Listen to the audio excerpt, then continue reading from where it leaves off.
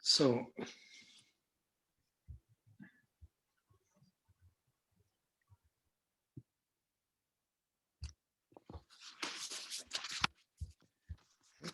Sarah, let me know when the people is in. Please, thank you. Yeah, everyone is in now.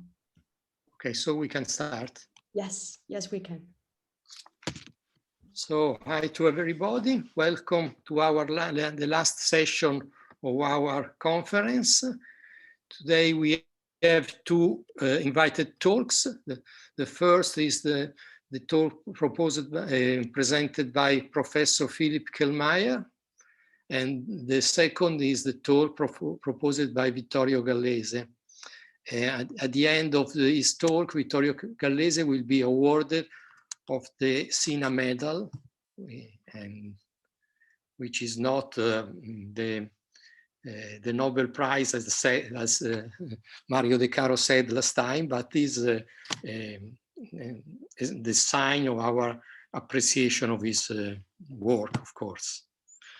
So since the time is running, I just would like to present Professor Kellmeyer, who is a neurologist at the University Medical Center in Freiburg, where he has the Neuroethics and Ethic labs at the Department of Neurosurgery. He studied human medicine in Heidelberg and Zurich and received a master in philosophy from the University of Cambridge. As a neuroscientist, he works in the field of neuroimaging and translational neurotechnology, in particular the clinical application of artificial intelligence-based brain-computer interfaces, virtual and augmented reality for clinical applications, neuroimaging and cognitive neuroscience, or neuroethics and neurophilosophy of action. We are very happy to have hear him, and I leave to him the floor, remembering that the title of his lecture is Cooperative Human AI System in Neuroscience and Neuromedicine.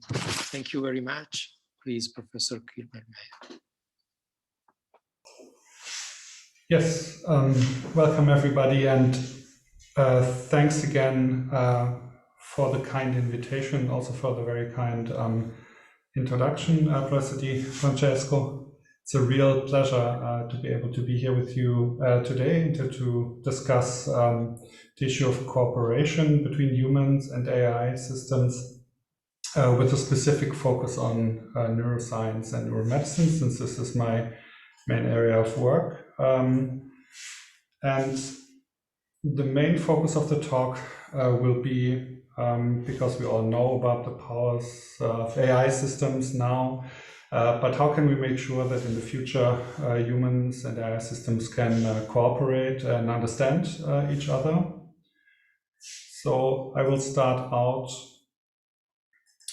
with this overview just to make sure that everyone is on the same page in terms of what we mean when we talk about AI systems today. There are obviously many different approaches to artificial intelligence research, from expert systems, cognitive systems, to neural networks and other systems. But the main and dominant method today is from machine learning, artificial neural networks, specifically deep neural networks, that are the core principle behind many of the AI applications that you find in everyday devices. And so this overview shows something that I and others call technological convergence, or in that case, super-convergence. This is the idea that sometimes in history you have a constellation in which technologies that were previously not aligned because they had different degrees of maturity in terms of their technological development suddenly become aligned and can converge in such a way that they give rise to rapid innovation dynamics, new generation of systems. In this case, the close interaction between deep neural networks, the big data that you need to feed these networks and train these networks, and obviously also advances in sensor technology, so that the smartphones that most of you are now carrying around in your pockets, in your bags, are basically very powerful multi-sensor tools that can collect all kinds of information from the environment and from your behavior. And just to make clear what we mean when we talk about deep neural networks. So the idea of neural networks has been around a long time in computational science, going back all the way to the 1950s, where the idea was that we already had some kind of better understanding of how the brain works. We knew that there are neurons in the brain as very important central features. So this was historically the time when the so-called neuron doctrine in neuroscience was already well established, so that neurons are the main element of information processing in the brain, but that neurons are also heavily interconnected to each other locally, but also across long ranges in the brain. And so an artificial neural network simulates this principle by also having layers of artificial neurons here, intermediate layers of artificial neurons here, and then output layers, and they're all heavily interconnected. And this is a very simple primitive neural network, but you can already see that this has a certain degree of complexity. And the more sophisticated, deeper artificial neural networks of today that have many layers are, of course, even much more interconnected. And each layer can, for example, detect certain features, for example, in visual data, here in images, can identify edges, combinations of edges, or even particular features like an eye or a nose. And thus, coming out of advances in computer vision, these neural networks are now driving much of the innovation in AI systems across the board. And so just to show you the latest advances, so here ImageNet was a sophisticated neural network that represents the sort of state of the art a couple of years ago, perhaps. And you could see that it was already very good at identifying images of bananas, for example, here and also here. So images of bananas in difficult contexts where you had a lot of noisy visual information here. And the new generation of neural networks, so it's called CLIP here, performs a little bit better or equally well as these traditional machine learning approaches. But when it comes to abstract representations, in this case of bananas, such as here, or art representations, cartoons of bananas, the older algorithms were not so good, and CLIP is much better in learning or being able to understand concepts that are being represented visually, and also much better in detecting bananas in unusual environments or very difficult textual patterns like here. So you can see that even within the area of deep learning, deep artificial neural networks, there's still a lot of advancement, new methods coming in that are improving the algorithm still today. And so deep learning has a lot of strengths. It's superior in many tasks, such as data-rich environments, visual environments.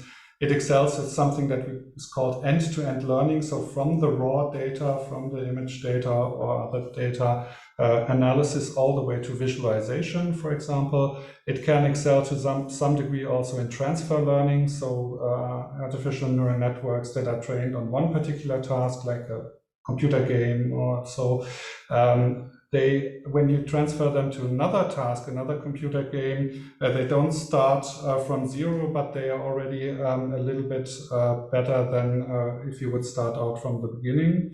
And what is extremely important for all applications in real time is that you can deploy them also in real time online, very fast online application. That's obviously important for applications like autonomous vehicles, but also something like brain-computer interfaces that need to operate in real time. But they also have limitations.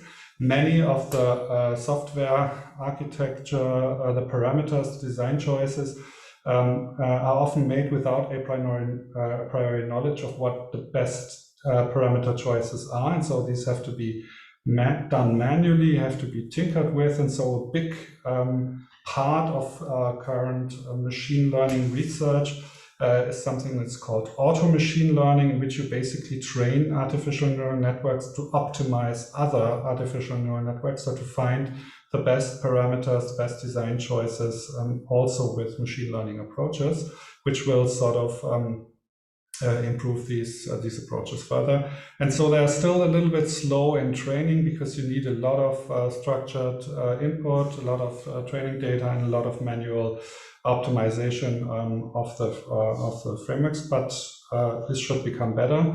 And a big problem that drives also a lot of the ethics debate around AI is this problem of low interpretability, explainability of the internal learning dynamics of these networks, or the black box aspect of AI. And I'm going to talk a little bit about that today also.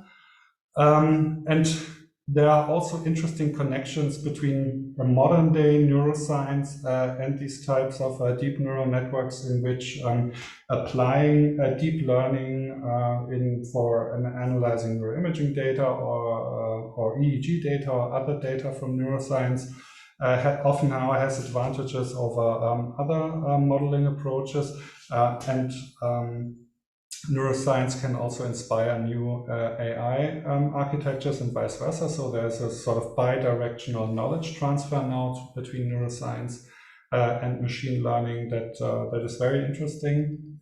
And one example here in Freiburg, for example, there's a strong tradition now of applying deep learning for operating robots, autonomous robots with brain-computer interfaces. And in that research, you have a robotic system here that uses deep learning to navigate the room, but also deep learning to analyze EEG signals to operate the robot. And so here you can see how these two systems are working in close interaction. But in the future, we will have even further convergence, because now, even at the level of designing new types of computing architectures, a lot of inspiration is taken from the way the brain works. So the whole human brain project, computational neuroscience has a lot of interest now in simulating artificial neural networks, not only computationally, but also in chip architectures, like here Neuromorphic, a chip design from Intel that you see here. And it's already been shown that this approach, neuromorphic computing, can also then help, for example, for spike sorting types of interesting neuroscience research. But, and this will be the major focus of what I'm talking about today, there are still major challenges for human AI cooperation, human AI understanding ahead. And the first things I'm going to talk about is this problem of intelligences, as we might call it, that we are faced with reductive, shallow, or over-complex models of intelligence, both in the domain of humans, but also in AI and robots. We also have substantial epistemic gaps in human AI interactions, fundamental ways in which humans and AI systems might not understand each other. And this may lead to several problems in terms of responsibility, ascription, accountability when it comes to hybrid human AI actions. And this, of course, can lead to problems in actually trusting AI system, trusting robots in sensitive tasks like medical applications, for example. So how can we model intelligence intelligently? We actually were faced with this problem because we had a lecture series 2 years ago that we did here in Freiburg on the topic of intelligences. And the hardest part was actually to find a researcher from cognitive science or psychology who would give a talk about the fundamental, the conceptual foundations of intelligence in psychology. Because that's obviously all over the place. In a very simplified, you can say that in human psychology, cognitive science, you either have very extremely reductive unidimensional models of intelligence that want to reduce human intelligence to one factor, the famous G factor, for example. Or you have very complex and sometimes arbitrary models, multidimensional models of intelligence with all kinds of dimensions illustrated here, for example. So you'll find literally hundreds of figures like this that show you the different types and kinds of intelligence, like spatial, intrapersonal, linguistic, interpersonal, existential. So this is almost an infinite range of categories that we find for human intelligence. And so the point is that we have no generally accepted, coherent notion of what human intelligence is.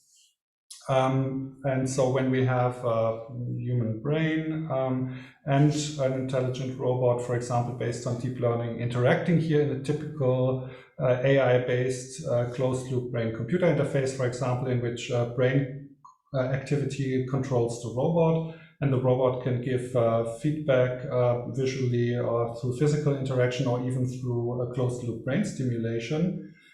People always talk about the explainability, interpretability, the black box problem of AI, but from a perspective of the neuroscience, and I hope Professor Gallese would agree, the human brain is also more or less a black box. So we've made some advances in the last couple of decades, but fundamentally there are still a lot of problems in which we do not know exactly how cognitive processes work, and there are many competing models. And the human brain is not as well understood as we might commonly think. So what we have is basically two black boxes in interaction. And how can we make sure that these, two entities now can interact and cooperate in a way that is responsible, ethically viable, and so forth? And what I want to offer today is slightly a sort of philosophical approach to the problem. Is that I want to talk a little bit about what I would call interrelational ontology of human AI interactions. So to consider not an essentialistic account of saying what is human intelligence and what is artificial intelligence, but rather look at the way in which these two entities interact with each other. And I would argue that there are different levels that can be considered following proposals from post-phenomenology, where you can say, okay, we have the important level of embodiment relations, there are hermeneutic relations that play a role, and also alterity relations, and also something that's called background relations. And an example for an embodiment relation would be represented by this short video that I'm going to show now. This is a research on a subject who had intracortical microstimulation electrode implanted in their brain that was connected to a robotic arm, and was one of the first research that showed that the subject was able to perceive touches of the robotic arm directly in their somatosensory cortex. So I'm good. Okay, here we go again.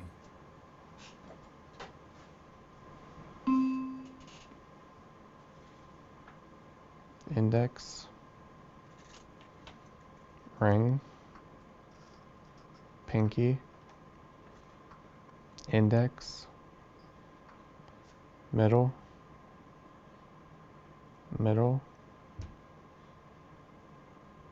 middle, ring,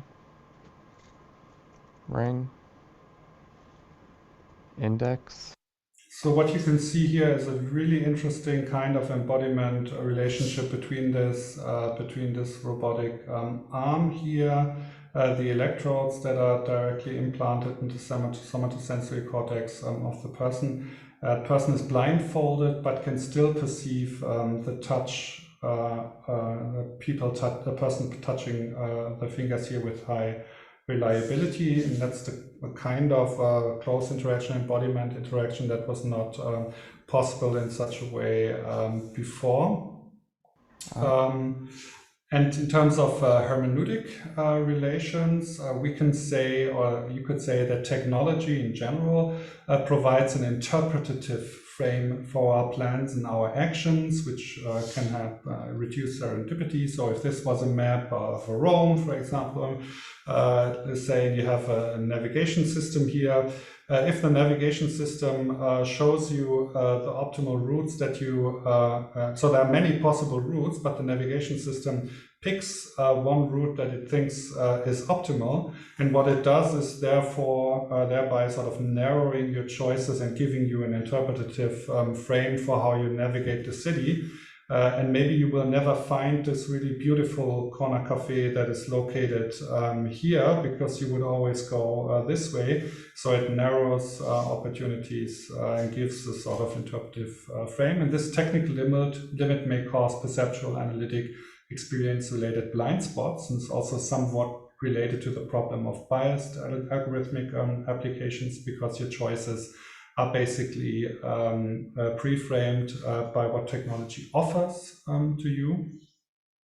And in terms of alterity relations, if you consider human-robot interactions, robots can be designed in very different ways, and I will talk a little bit about this also later. They can be designed as household appliances like here, or even eerily resembling the human designer like Hiroshi Shiguro's famous robot here.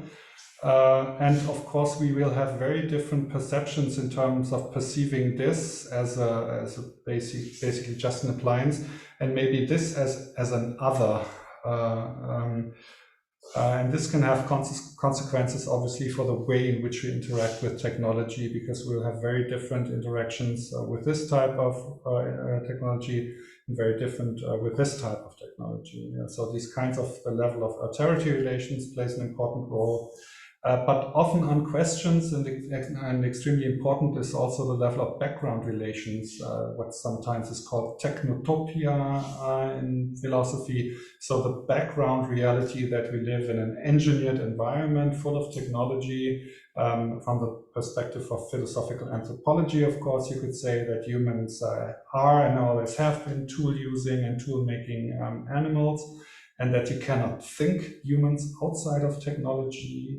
Hardcore positions like saying that even your teeth or your digestive systems are kind of technology because you're changing something about your environment. But I also like the notion to say that technologies can be something like present absences. So they are so ubiquitous and everywhere and in the background that you stop perceiving them and you don't even realize that technology shapes much of what you're doing.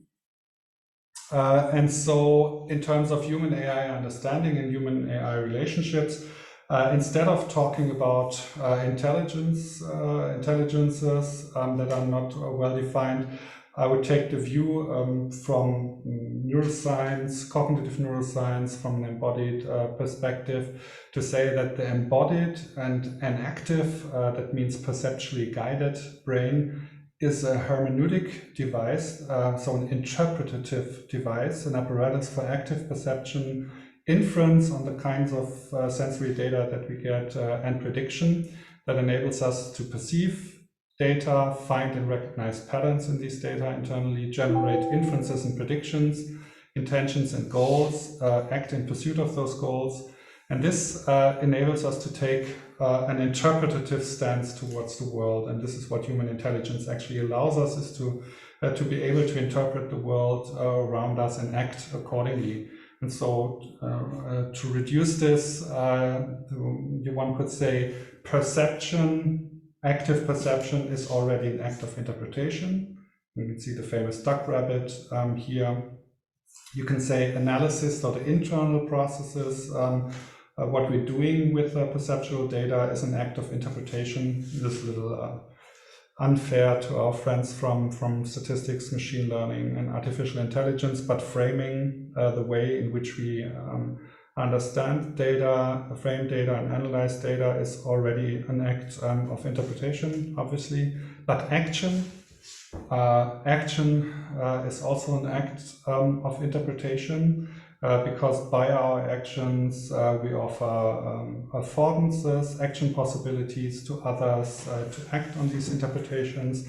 And again, I'm a little bit slightly embarrassed to talk just before one of my intellectual heroes as a neuroscientist, neurologist, Professor Gallese, who has done groundbreaking work in this field. So I hope he agrees on this view here. And so the embodied and an active brain has active perception, it has internal processes, and it has a level of action, which are all closely interacted. And in an embodied and an active AI, like a robot, for example, soft robotics is now a big topic in robotics, that you have very haptically adapt robotic arms. And the internal processes best approximation today would be artificial neural networks. And then the inactive approach would be the approach to robot learning, in which you would use perceptual guidance to have the robot develop a representation of its environment.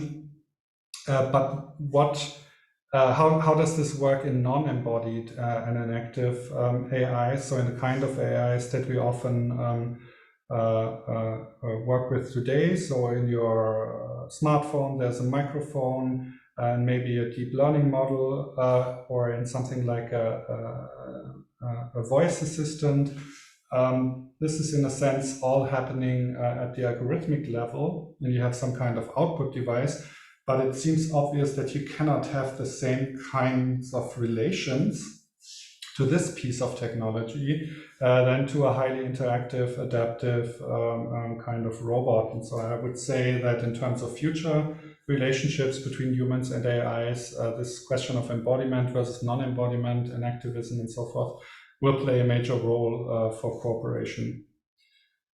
Because ultimately, if you have a human and an AI that have at some level similar processes going on, perception, action, and internal processes, it still requires an act of mutual interpretation to enable meaningful cooperation between these two systems. And that's something that is still not working well in many situations, and is a big challenge for human-AI relations. Because, well, that's the next aspect, there are many and still unresolved epistemic gaps in human-AI interactions. So AIs and robots see the world differently than humans do. And one problem, I talked about this already, is the problem of interpretability, and that can be said that machine learning models, for example, linear regression, decision trees, have a slightly higher degree of interpretability, but are less accurate for a particular task, whereas neural networks are sort of better than all previous approaches in terms of accuracy in data-rich environments and well-structured environments, but it goes at the cost of interpretability, so they're less interpretable. We cannot unfold the internal learning dynamics, and the main problem, the barrier to this, is nonlinearity from a mathematical point of view. That, for example, in what is called a convolutional neural network that has a typical computer vision task, the mathematical operations that are happening in the layers between input and output are based on nonlinear mathematical operations, and that leads to computational explosions and parameter explosions that we cannot handle in the same way that we can do with linear algorithms, linear computations, and that leads to a big problem in terms of interpretability. And so some people say, like the famous AI researcher Jeff Hinton says, suppose you have cancer and you have to choose between a black box AI surgeon that cannot explain how it works but has a 90% cure rate and a human surgeon with an 80% cure rate.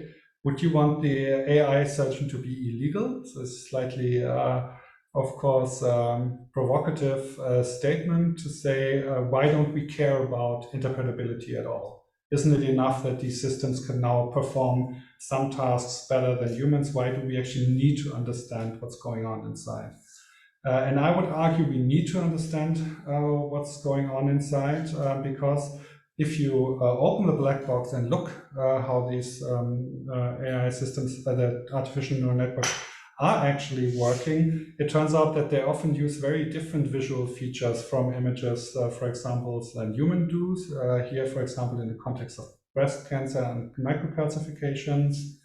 But also in this example here, where the task was, to recognize what's going on in this image. Okay, there's a horse here, and then in this image, we clearly see a car, but the artificial intelligence, the deep neural network, was only looking at the label here because this was the most identifiable feature across all the images. And so it classified this car as a horse also. And if you if this label was put away, it was not classified as a horse anymore. So AIs, if you say, if this is the visual field of the AI, sees images much differently from the way than we do. So the same is true for very simple artificial neural networks. Researchers have shown that, for example, in image recognition tasks, if take a cat, for example, a very simple network can have a high degree of accuracy, a very high accuracy in recognizing cats from images, but only uses 1 or 2 pixels to make the decision. And that obviously goes against our own pattern recognition capabilities, because we are taking a more gestalt-like perception and pattern recognition. So we could never decide based on 1 pixel alone. We always need shapes and images and patterns to make these decisions. And so epistemically, there might still be a big gap between the way humans see the world and AI see the world. And there are now efforts to improve this problem of interpretability and then explainability, like how can an AI explain what's going on inside. So it's an interesting paper that you might want to check out, in which a robot was sort of explaining its own algorithmic decision-making in cases in which this conflicted with what the human wanted. It's really interesting research. I recommend to check it out. And so how can we make progress in understanding what's going on in an AI?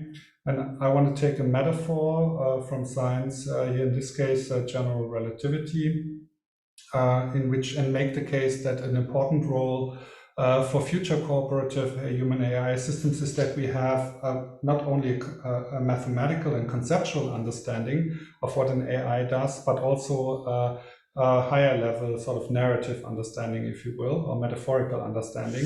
So if you take general relativity, for example, I think it's a good example because Einstein's field equations were also based on nonlinear, extremely difficult nonlinear equations, or things like cosmological constant or Riemannian geometry, so very difficult mathematical aspects of these equations, so that very few mathematicians could understand them even when they were first formulated. But the genius of Einstein was that he could translate the difficult mathematics into concepts for physics, cosmology, that are understandable for us even now, like space-time or conservation of energy, equivalence principle, and we can even visualize the way in which space-time is, and even more important, he could also find thought experiments, visualizations, and metaphors to describe at the narrative level what general relativity was. So, for example, the metaphor of the falling elevator here is something that can give us intuitive understanding. And the important point is that there is coherence between what's going on at the mathematical level, what's going on at the conceptual level, and what's going on at the narrative level. And in deep neural networks, we have, of course, an understanding of the mathematics, because that's what we put in the programs.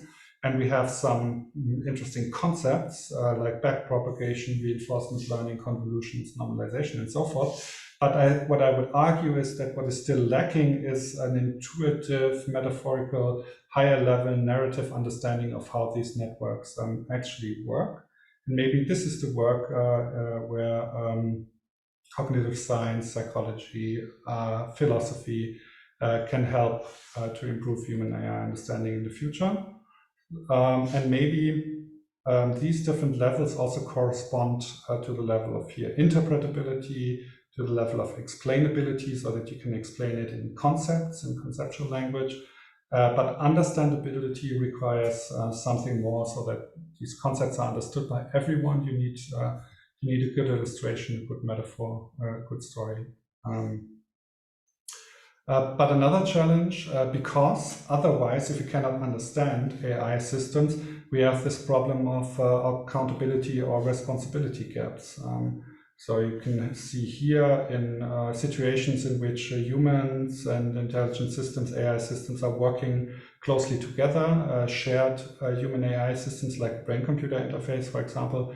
You have situations of shared agency, shared actions, in which the decision-making capacity of the human diminishes, and this AI gains more agency, more decision-making capacity. But as the agency of the humans diminishes, so does the accountability for the actions, or the responsibility for the actions. And we have no good way of sort of conceptually describing of what responsibility would be in AI systems, in intelligent systems. And that's the accountability gap, responsibility gap, which is a big problem because responsibility and being accountable and taking responsibility for actions is also an important prerequisite for trust in human technology relationships. So we are now told that we have to learn to love the robots and the technologies that surround us and with which we interact every day. And I think this gives a very good illustration where you can see that most technology that we're confronted with today is sort of designed in such a way that we are forced to adapt to it rather than the other way around. So there's a kind of discrepancy here because there's this very nice distinction in terms of persuasive technologies. I alluded to this already, that technologies can be considered a tool, like a hammer, for example, is a tool. A newspaper can be a tool when you use it to kill a fly, for example, but it's obviously also a medium because it contains information, but it's usually not a social other, something that you interact with socially. But there are also technologies that can take on this role of a social actor. And if we go back to the level of design, robot design, what I would call sort of the first one was the anthropomorphic fallacy, so the problem of designing robots as humans. And if you consider again here, this is clearly a tool and an appliance, and we have a good way of interacting with it. But this robot, because it is interactive, it responds to humans, it gives off the impression of being a social other, partner or friend, but this can lead to a lot of disappointment and illusions, and also opens the way to manipulations, because it might lead to overtrust, or people trust this robot because they think it's a social actor, it's a social entity, but in reality it's still a machine. That is not something where you can have a deep interpersonal relationship with. And we have argued in some publications that this level of trust is really important for medical applications, for example, in rehabilitation. It will also deeply affect relationships in the medical system between patients, between healthcare providers, and these new elements now, like social robots or AIs. And we have argued that we need to conceptualize trust with the help from conceptual work from philosophy, cognitive science, psychology, to be able to actually measure trust in these now a little bit more complicated relationships between patients, doctors, technologies, patients. This will become a big challenge for medicine in the future, also with regard to AI assistants. And we've talked a little bit about this in the context of virtual reality systems, that it's important to not only use concepts and conceptual approaches from bioethics or through the lens of autonomy, beneficence, or other ethical approaches, but also consider frameworks from human technology interaction and design thinking, like patient-oriented design, value alignment, when designing these types of technologies for patients, especially in the context of vulnerable populations. And we've also talked about ethical challenges, ethical priorities for neurotechnologies and AI, for example, in this paper. And here in Freiburg, we now have this interdisciplinary research focus called Responsible AI, in which we look at human AI interaction from an interdisciplinary perspective with researchers from philosophy, law, computer science, medicine, neurotechnology, and also we are doing a lot of outreach work, community work to make this topic more interesting for the community. So I'm heavily indebted, as always, to the great network of collaborators and wonderful team that we have at the University of Freiburg and University Medical Center, without whom I could not do this kind of work. And I want to finish by thanking you, grazie mille, everybody, again for this very, very kind invitation. And I look forward to Professor Gallese's talk and then maybe a couple of questions. Thank you. So, thank you very much for your lecture.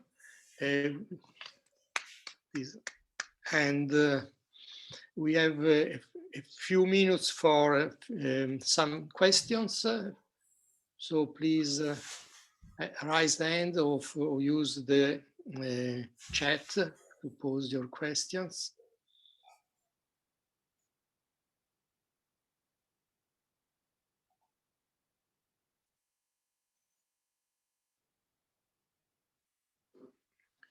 Andrea Lavazza raises his hand.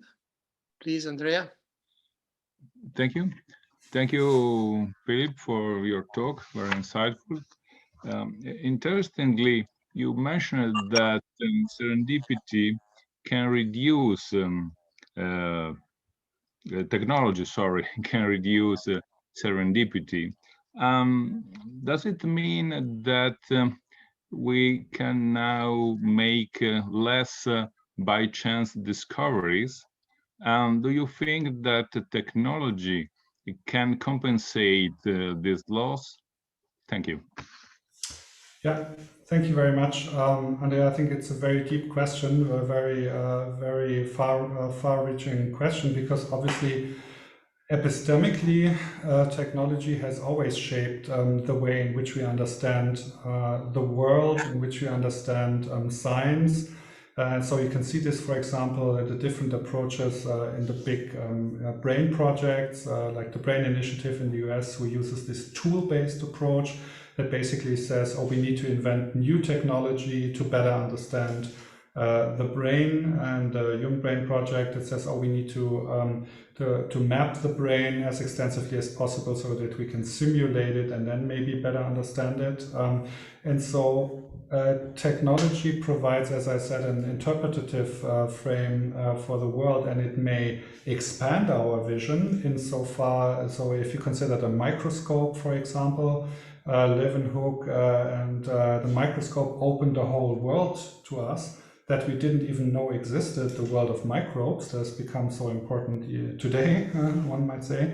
And so this has opened a whole new world in terms of granularity, because we couldn't even see it, or the telescopes, the way we can look in the sky now. So technology can expand our horizons and can expand our understanding of the world.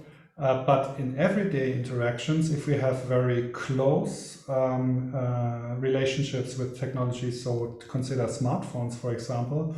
So if you're walking through a city only looking at your screen and only perceiving what is happening on the screen, a lot of what's going on in the environment will be lost. And so I would say that scientifically, tools and technologies are important because they expand our understanding and our vision of the world. But if they get too close to us, they might shape and dominate our perception of the world in such a way that it can also reduce action possibilities, affordances, or serendipity. Yeah. Okay, there is Vittorio Gallese. Please. Yes, thank you for your fascinating talk.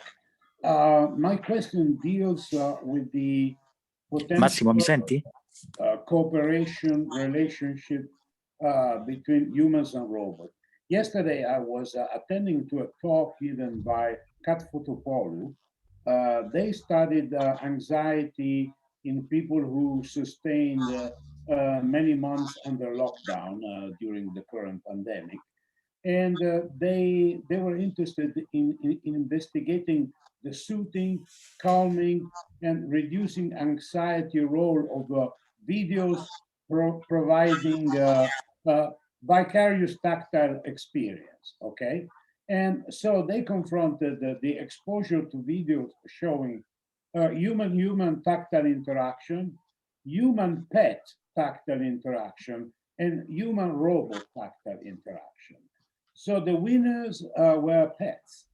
So the tactile interaction with pets were those that turned out to be most powerful. So quickly, can we envisage pet-like robot as more easily to be accepted by human beings in cooperative or playful context, just to overcome the possibility of uncanny valley? Thank you. I think it's a wonderful possibility, and you already see this in some care robots. So there's the Paro care robot, for example, that is shaped like a furry seal, for example, and that is used for patients with dementia. And it has a soothing effect also because it has a very nice fur. It's a very nice haptic, tactile experience, but it also moves, and it's responsive and not only in a predictable way, but sort of adapting a little bit. In social robotics, we talked a little bit about that in the notion of attunement. So can a human attune to a pet, and vice versa? And I think it would take away a lot of the problems that you see in terms of uncanny valley or threatening effects that very human-like anthropomorphic robots have. So I think exploring this in the context of mental health is, I think, super interesting, and also neurodegenerative disorders, I think, would also be interesting use case. Thanks. So thank you. I don't see questions coming. Okay, we have time for a very quick question that we have Marco Degano. Thank you, Marco. Good evening. Can you hear me? Yes. Well, let me thank you again for the talk you just delivered. That was really inspiring. May I ask you whether you could expand a bit more on expert systems? Do you think that nowadays, given the state of the art, we can maybe at least hope to reach a really expert system? Thank you. Yeah, it's an interesting question, because it relates to the question of how human knowledge is structured and can be represented in machine readable terms.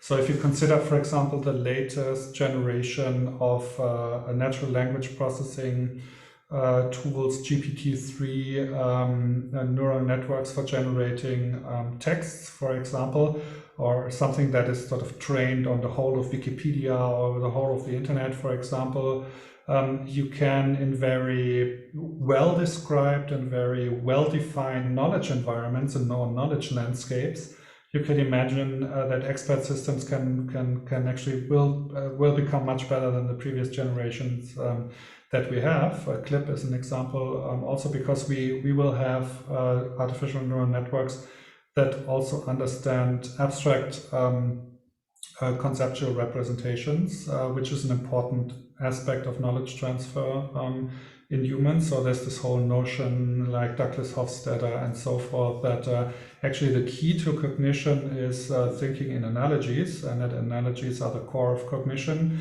And that was something that computational systems were never really able to crack until now, to understand this conceptual level of analogy making. And so if we get that, I think expert systems can become fashionable again and can become useful again in very well described knowledge environments. But what we already see in human AI corporations is, for example, takes algorithms for detecting skin cancer, the first generation that were as good as dermatologists, and now it turns out that if you combine expert dermatologists with these AIs, you even get better performance. Whereas if you have novice dermatologists who are just in training, the AI performs better than them, and it doesn't get better in the combination between the two. So one could even consider these kinds of tools to become training systems for beginners in various contexts. So some thoughts, but I think expert systems will have some kind of renaissance in the next couple of years for sure. Thanks a lot. Thank you very much. Now, unfortunately, time is running, so we thank again Professor Kellmeyer for his inspiring, a very interesting conference. And now I introduce the next speaker, Professor Vittorio Gallese, who doesn't need an introduction as usual, but in this case is true. Anyway, Vittorio Gallese is full professor of psychobiology at the Department of Medicine and Surgery Unit of Neuroscience of the University of Parma. He has been professor in experimental aesthetics at the University of London, adjunct senior research scholar at the Department of Art and History and Archaeology at Columbia University. He, as we all know, is an expert in neurophysiology, cognitive neuroscience, social neuroscience, and let me say, philosophy of mind. As a neuroscientist, his research interests focus on the cognitive role of sensory motor system in non-human primates and humans. His current research themes include the study of the neural mechanism at the basis of intentional understanding, social cognition, empathy, aesthetic experience, and the investigation of the neural basis of autism and schizophrenia. Professor Gallese is member of the Italian Society of Physiology, of the Italian Society of Neuropsychology, of the European Brain and Behavior Society, and of the International Neuropsychological Symposium. He also is member of the editorial board of many scientific journals, such as Social and Affective Cognitive Neuroscience, Philosophical Transactions of the Royal Society, Phenomenology and the Cognitive Science, Biological Theories, and Sistemi Intelligenti. He is the author of more than 200 scientific papers published in international scientific journals and books, and of 2 books. And for all this extensive interdisciplinary and cutting-edge research, he will be awarded, as I said, with our medal for neuroscience. But before, we have the pleasure to listen to his lecture. So, Vittorio, the floor is yours. Thank you, Michele. I wish to thank the Società Italiana di Neuroetica for having invited me to give this talk this afternoon, and particularly for the honor and the privilege of your award, the Medal for Neuroscience. I'm very happy and proud of it. So thank you so much. Let me now share my screen. And Professor Kellmeyer, in his fascinating talk, portrayed the contemporary landscape where digital technologies and artificial intelligence are becoming more and more important in our everyday life. So today with you, I would like to focus on one particular aspects of our contemporary world that it is not yet entirely in focus, in my opinion, as one of the key entry points to understand our societies, particularly so in light of the development of new digital technologies. So, and this key entry point is aesthetics. Aesthetics conceived in the broader etymological sense of aesthesis, knowledge relation to the world through the sensuous body.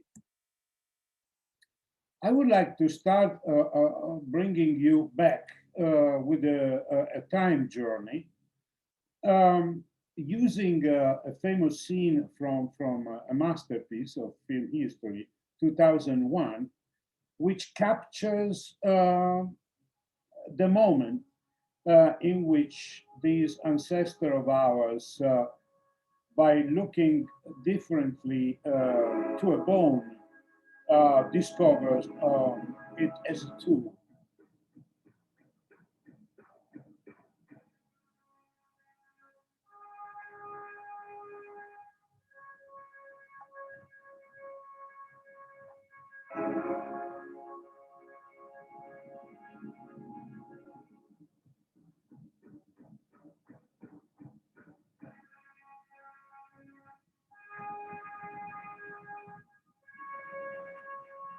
By the way, I think it is not coincidental that Kubrick showed us the invention of technology where the first tool to be invented is a weapon. It probably betrays Kubrick's attitude towards human beings.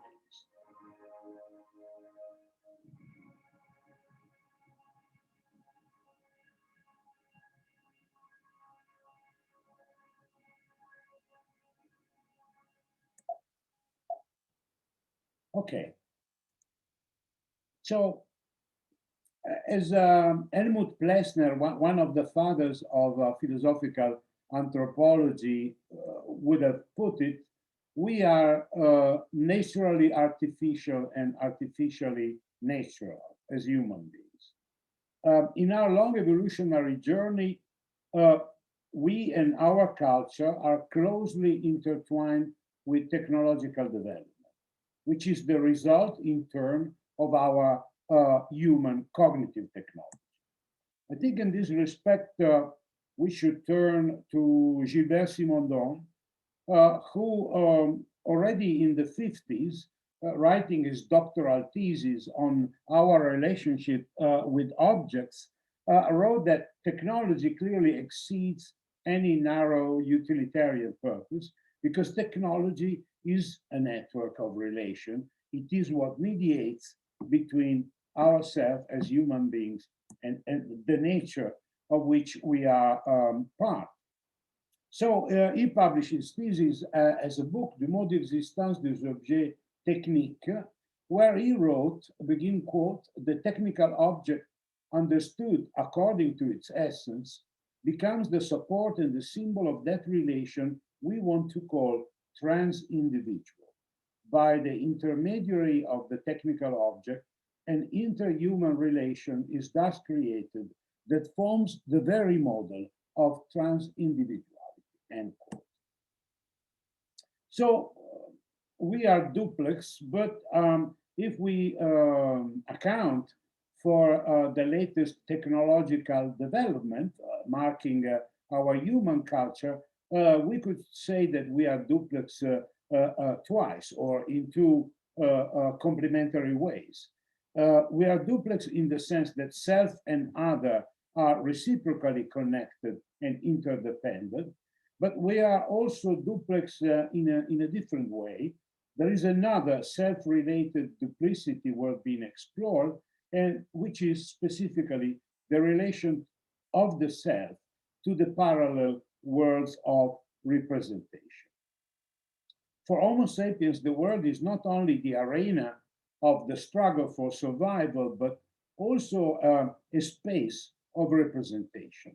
And in fact, since when we have any possible record of our being on this planet, we do not limit ourselves to inhabiting the physical world, which we define with growing difficulty and uncomfort as reality, but we also continuously enter and leave a multiplicity of parallel worlds. And these parallel worlds are evident already in the Paleolithic era, where we not only portrayed animals and other humans on the domes of right in the belly of mountains, but we created chimerical creatures fusing human and lion-like features, like the lion mesh. We narrated story, we began to write them, we invented printing, photography, cinema, television, mobile screen, virtual reality, and who knows what will come next. These imaginary and imagined worlds of narrative fiction created through the constant production of images and stories are the key ingredient that enabled the building of our society. It is just because of these narratives made of images, sounds, and words that we as humans developed habits, social practices, rituals, build communities and institutions, nurturing in turn rules, hierarchies, and collectively shared beliefs. So this contributed to transform the relation between the I and the thou into the we. And with the we become active members of a community identifying itself in shared practices, shared symbols, shared ethical values. So what about today? Is there anything special about the new digital technologies, which are, in a sense, not a big deal? They are the outcome of a constantly developing evolution of new technologies, which are part of our nature. We are creatures of building technology. I think perhaps there are some aspects of novelty which badly need to be more thoroughly scrutinized, thought about, theorized, and in the end also empirically investigated. The advent of digital artifacts and the use of social media, we can say that, I think, they literally revolutionized our way of life. The new millennium has given birth to a new environment that people started to designate as the digital media environment or mediascape. According to Francesco Casetti, the digital media environment promotes or facilitates mediation between individuals and reality thanks to the technological artifacts which are embedded in it.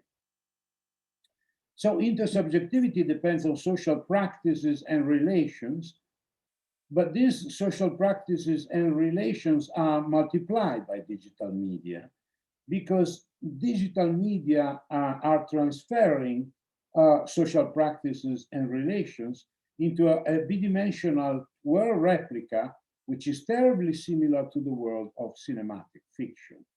Contemporary digital media tend to replace the corporeal world by becoming the key form of relationship with it. So these devices legitimate the question that you see as a headline on top of my slide: in which world do we actually stay the most? The evolution of the reproduction of digital images allowed the miniaturization of screens. What happened next? What happened since 2007 when the first iPhone was introduced? it happened that a substantial portion of our visual world has literally been sucked under the surface of a multiplicity of portable screens. As a prominent sociologist of media, John Thompson, wrote last year, begin quote, communication media should not be analyzed on their own in terms of their intrinsic properties, but should be analyzed in relation to the forms of action and interaction which the use of communication media brings into being, end quote.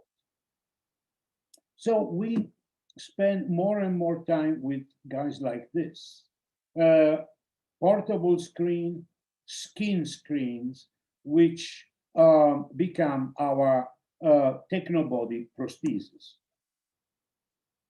The skin screen is a digital funnel that encompasses services, news, comments, social relations, entertainment, and lately, due to the COVID-19 pandemic, even education and instruction, as we all well know.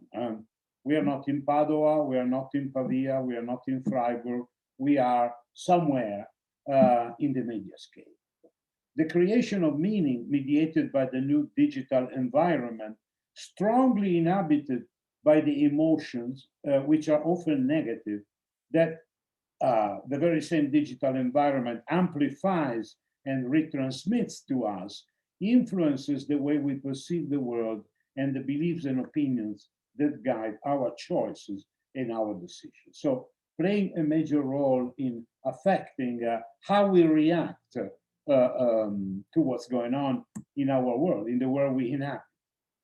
As personal life experiences, education, news, entertainment, all share the same digital platform, this digital funnel, which is the mobile touchscreen. Many attitudes become transversally tuned to the emotional quality, to the level of arousal, to the intensity of the aesthetic style of communication, which prevail in the very same digital mediatic arena.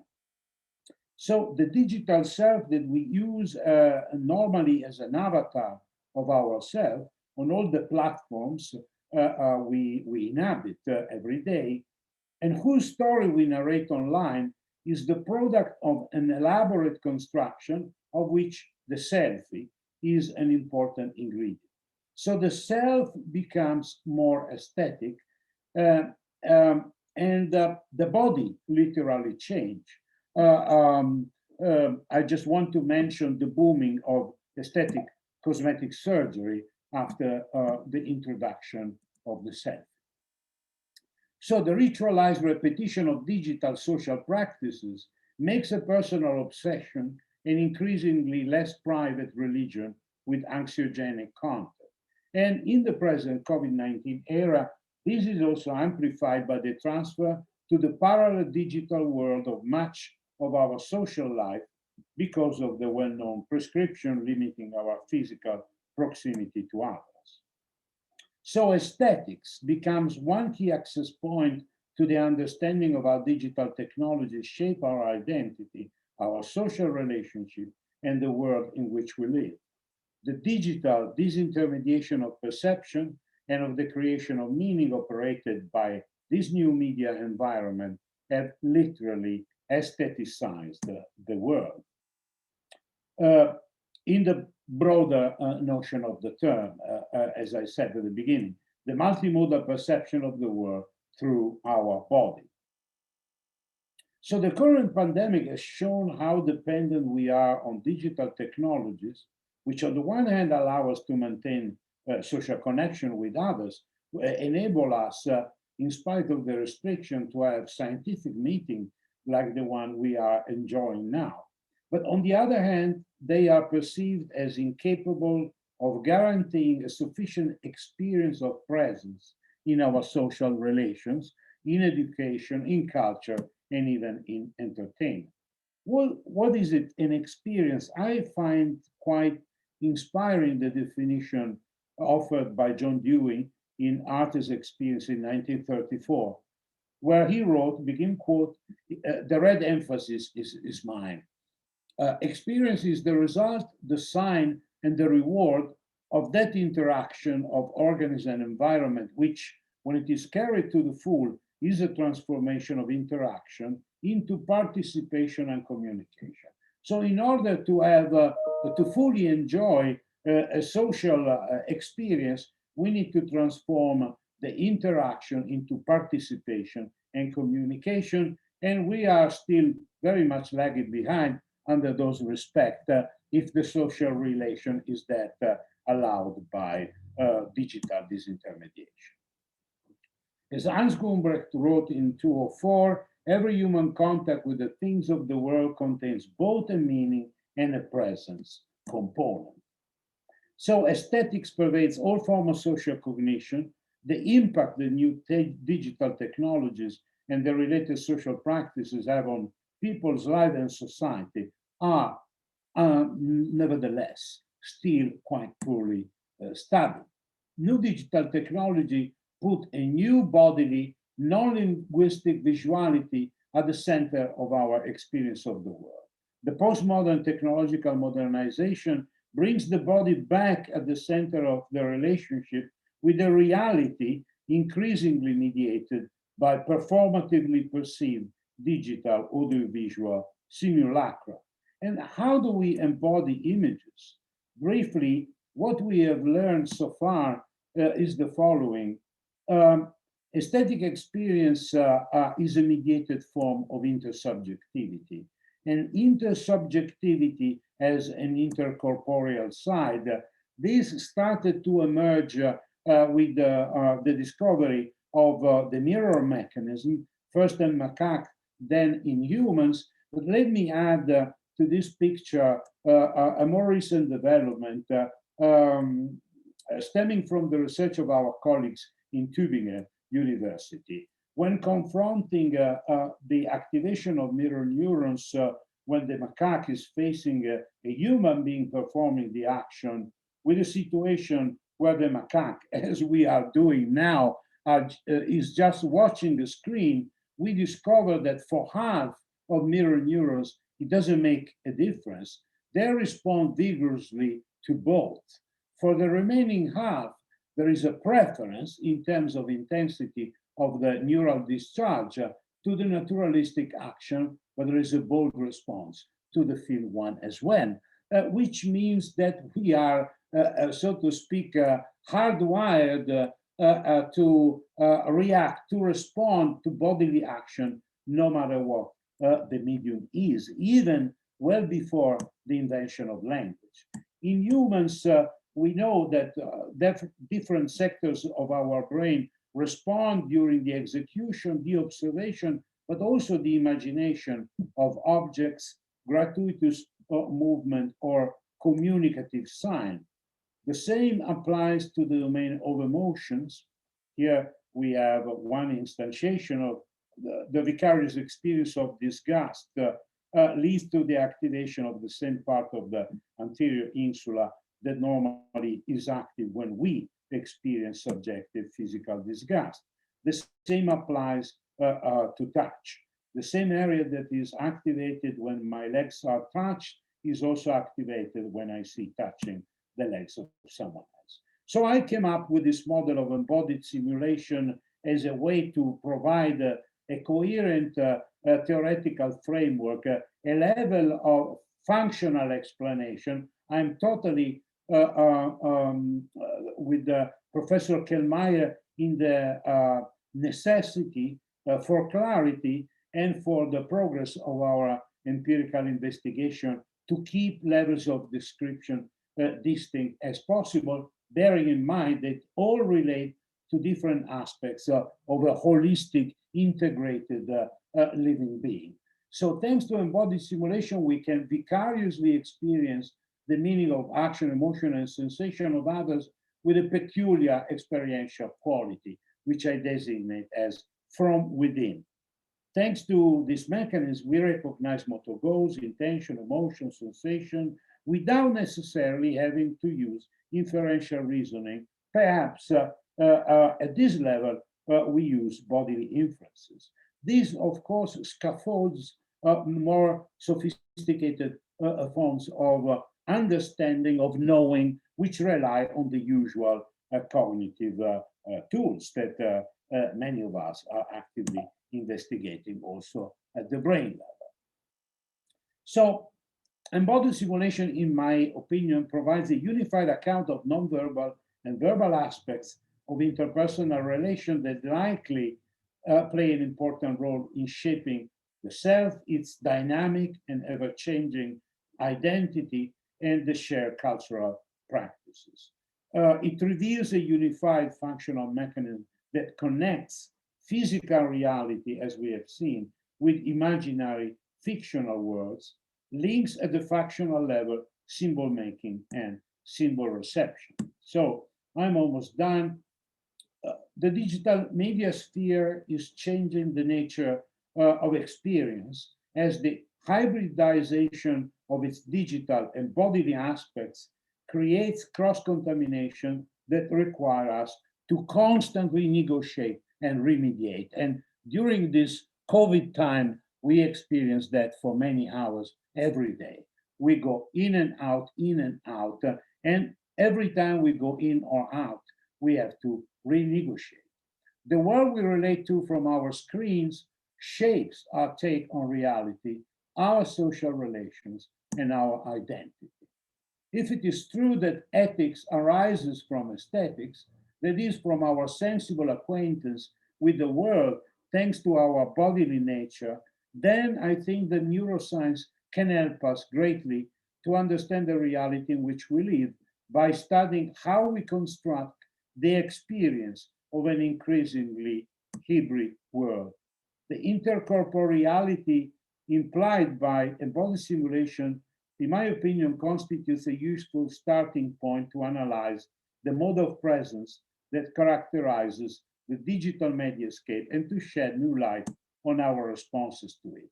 So neuroscience is a valid tool that adds to the contribution of other fields of investigation where the humanities play a major role to understand the ways in which the body interfaces with the digital world.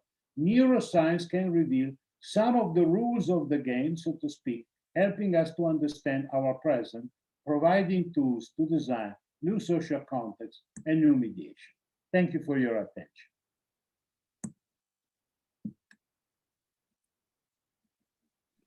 Thank you very much for this very, very interesting and I would say also profound presentation.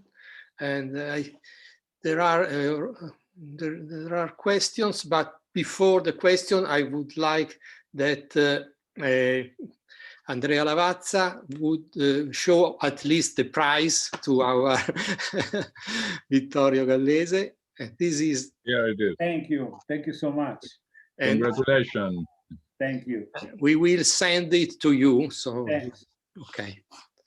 And now there are a lot of questions, but unfortunately, we have also the annual meeting of the society. So I'll give the word of only to a few persons. Maybe if you are so kind, you could answer to email from this person if they are something to. So Marco Fasoli. Thank you very much, Professor Gallese, for the very inspiring talk. And I was wondering what do you think about the possible effects of this hyperstimulation of salient visual stimuli on the mirror system? If you have any hypothesis about the possible effects on our cognitive system and specifically on the mirror system of this hyperstimulation of visual stimuli. Thank you. Thank you for your question. Well, no, the short answer is no. We don't know if there is any effect of the overexposure to digital media.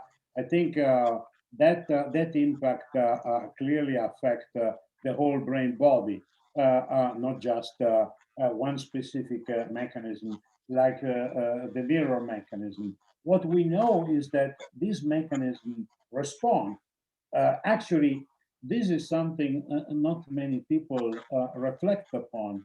But if we think carefully, the vast majority of the results that we obtain in our brain imaging labs to understand how our brain enables us to live in the physical world are made with fictional, bidimensional digital stimuli where actors pretend to be happy, to be afraid, to be disgusted, perform actions and the like. So clearly, at the experiential level, we know that it is an entirely different story to live something in life and to live it through the mediation of a novel, a film, or a TV series. I think that the crucial aspect is that this hybridization of the current world, and probably this level of hybridization is going to grow exponentially as other technology like augmented reality, virtual reality will become available for more and more people. This is the reason why I think we should think very carefully about these topics and we should dedicate a greater percentage of our empirical research on these topics. Thank you. Okay, now Marco Degano, please. Hello, I will make it short. I'll do, or at least I'll do my best. I was wondering whether your reading of embodied simulations implies that embodied simulations are representational in nature. And second, whether you take said representations just like standard philosophy of mind, or rather something akin to more enactivist leaning accounts. Yeah, thank you. This is a very interesting question that would require a lot more than a few seconds for a proper answer. No, I am not implying the functioning of this neural mechanism as a straightforward form of representation, or at the very least, if we want to use this notion. But I am totally happy with mapping, with functional schemata. I'm not particularly attached to the word representation. If we want to use it, we should qualify that the format is not the linguistic one. But I know that people like Sean and Dan Hatto, Sean Gallagher, are not even happy of that qualification. They would like to get rid of the notion of representation and perhaps content as well, once and for all. I think I'm not ready for that, not yet at the very least. But definitely I recognize myself into the embodied cognition and activism paradigm. But I think that particularly when we think about something that is not present, when we think about imagination, when we think about counterfactuals, I think that we still need something that does the job for us. If we don't want to call it representation, we can use other terms, but there has to be something like that. Thanks a lot. Thank you, Vittorio. Even if you had only a few seconds, we are very pointed with this, with your answer. Well, so thank you again. And we hope to see in a physical space. Oh yes, finally. Let's hope soon to meet in person and at this time of the day enjoy a drink together. Thank you. So thank you to both our hosts. Guests. Thank you so much. Bye. And now this is, as you know, the last session of our conference. We hope that you have enjoyed it as much as we have. In a few minutes, the annual meeting of the Society will take place and the new board will be elected. So let me say a personal think it has been a great pleasure being the president of the Italian Society for Neuroethics in the last years. And I would like to thank all the members for their trust and the board for their collaboration. I'm therefore grateful to Michele Balconi, Mauro Cerri De Caro, Andrea Lavazza, Silvia Pellegrini, Federico Pizzetti, Massimo Reiklin, Sara Songoria, and I have also to thank Federico Brina, Greta Favara, Francesca Guma, and Federico Ziglio for their invaluable help during the conference, as well as our partners, the International Neuroethics Society and CESE for the organizing committee, Nina Farani, Michele Balconi, Mario De Caro, Andrea Lavazza, Massimo Reiklin, Sara Songoria, and again.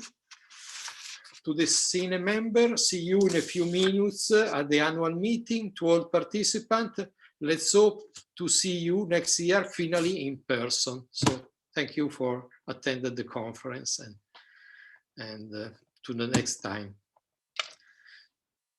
Okay. Now I think that we can leave this room and to go to the room, the address of which has been sent to you a few days ago. I mean, I'm speaking with the members of the SINe, of course.